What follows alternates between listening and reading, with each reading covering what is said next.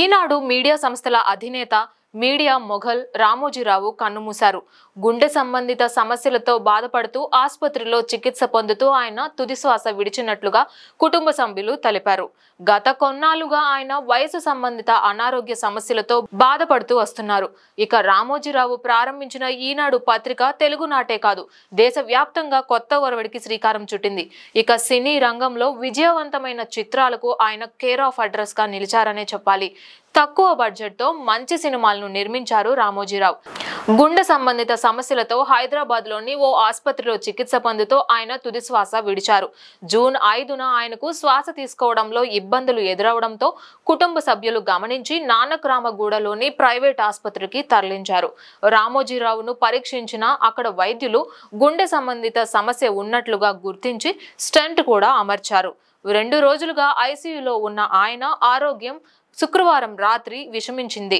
శనివారం తెల్లవారుజామున 4:50 ఆయన స్వర్గస్థులయ్యారు. గత కొద్ది రోజులుగా రామోజీరావు వయసు సంబంధిత అనారోగ్యంతో బాధపడుతూ ఉన్నారు అని తెలిపారు వైద్యులు. ప్రస్తుతం ఆయన వయసు 88 ఏళ్లు. కృష్ణా జిల్లా పెదపారుపూడిలో 1936 నవంబర్ 18న ఓ సామాన్య వ్యవసాయ కుటుంబంలో జన్మించారు రామోజీరావు. తల్లి వెంకట సుబ్బమ్మ, తండ్రి వెంకట సుబ్బారావు. రామోజీరావు పూర్వీకులు పామరు మండలంలోని పెరిసేపల్లి గ్రామానికి చెందినవారు. అయితే ఆయన తాతయ్య రామయ్య కుటుంబంతో కలిసి పెరిసేపల్లి నుంచి పెదపారుపూడికి వలస వచ్చారు. తాత మరణించిన తర్వాత 13 రోజులకు రామోజీరావు జన్మించారు.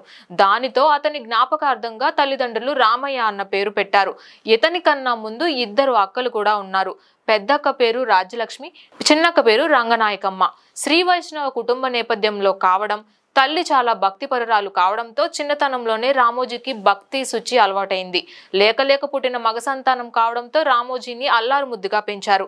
పెద్దక్కకు వివాహం కావడంతో చిన్నక్క రంగనాయకంతో ఆయనకు సాన్నిహిత్యం ఎక్కువగా ఉండేది. ఇంట్లో తల్లికి ఇంటి పనుల్లో అలాగే వంటల్లో సహాయం చేసే అలవాటు కూడా ఉండేవి. రామయ్య అన్న పేరు నచ్చక ప్రాథమిక పాఠశాలలో చేరేప్పుడు స్వంతంగా రామోజీరావు అన్న పేరును సృష్టించుకొని తానే పెట్టుకున్నారు. గుడివాడలో విద్యాభ్యాసం పూర్తి చేశారు. అనంతరం వ్యాపార రంగంలోకి ప్రవేశించి అంచెలంచెలుగా ఎదిగారు. వ్యాపారంలో తొలి అడుగు 1962లో మార్గదర్శి చిట్ ఫండ్ ఏర్పాటు చేసి నమ్మకాన్ని మారుపేరుగా నిలిపారు. 1969లో అన్నదాత ద్వారా మీడియా రంగంలోకి అడుగు పెట్టారు.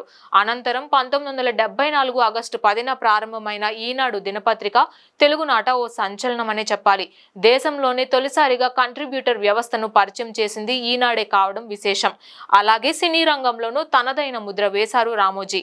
ఉషా కిరణ్ మూవీస్ ద్వారా అనేక అద్భుతమైన చిత్రాలను రూపొందించారు.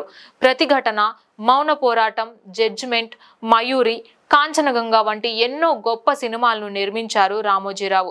అయితే మీడియా వినోద రంగంలో ఆయన చేసిన సేవలకు గాను 2016లో కేంద్ర ప్రభుత్వం 2వ అత్యున్నత పౌర పురస్కారం పద్మవిభూషణ్తో సత్కరించింది.